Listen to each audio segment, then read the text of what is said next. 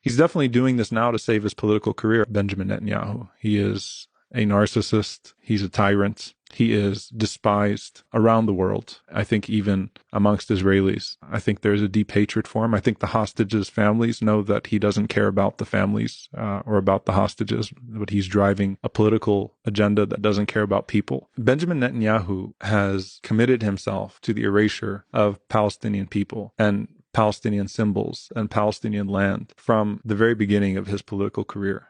This is who he has been. We just haven't been listening to him. He campaigned on bigotry and racism and on the promise that there would never be a Palestinian state. He campaigned on the promise that Gaza would be wiped out. He campaigned by saying the Arabs are rushing to the polls. We need to make sure that they don't infect our policy. He has always been this person. This has always been his policy. He has always indicated that genocide and ethnic cleansing is where he wants to go. I think he wants to drive this as long as he possibly can, because he knows that his days in office are numbered.